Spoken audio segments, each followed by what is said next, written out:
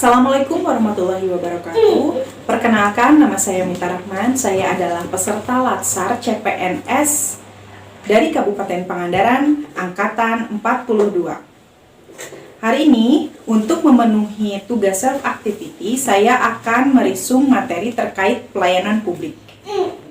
Pelayanan publik adalah kegiatan atau rangkaian kegiatan dalam rangka pemenuhan kebutuhan pelayanan sesuai dengan peraturan perundang-undangan bagi setiap warga negara dan penduduk atas barang, jasa, dan atau pelayanan administratif yang disediakan oleh penyelenggara pelayanan publik.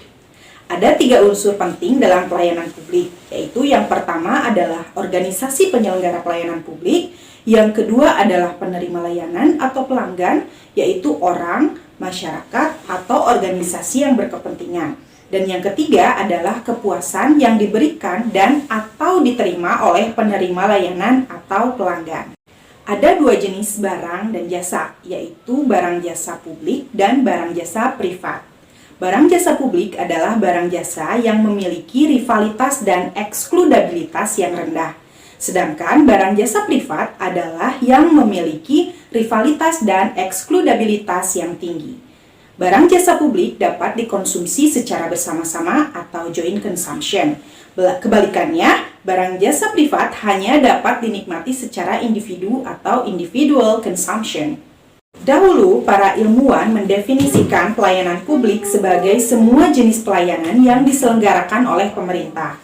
Paradigma ini sering disebut sebagai paradigma kuno atau Old Public Administration atau disingkat dengan OPA. Dalam hal ini, negara dianggap sebagai satu-satunya lembaga yang paling mampu menyelesaikan segala persoalan yang dihadapi oleh masyarakat. Perkembangan paradigma pelayanan ini mengalami perubahan dari Old Public Administration, kemudian berubah menjadi New Public Management atau NPM, dan seterusnya menjadi New Public Service atau NPS. Ada 9 prinsip yang perlu dipenuhi agar pelayanan publik dapat diselenggarakan lebih baik dan prima, yaitu yang pertama adalah partisipatif.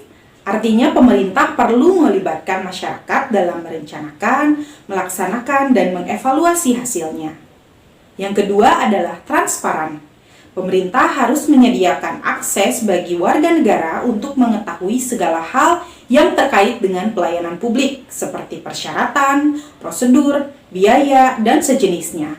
Masyarakat juga harus diberi akses untuk mempertanyakan dan menyampaikan pengaduan atas ketidakpuasan terhadap layanan.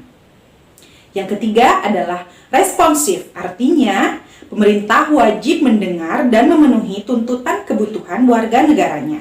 Tidak hanya terkait dengan bentuk dan jenis pelayanan publik yang mereka butuhkan, akan tetapi juga terkait dengan mekanisme penyelenggaraan layanan, jam pelayanan, prosedur, dan biaya penyelenggaraan pelayanan. Yang keempat adalah tidak diskriminatif.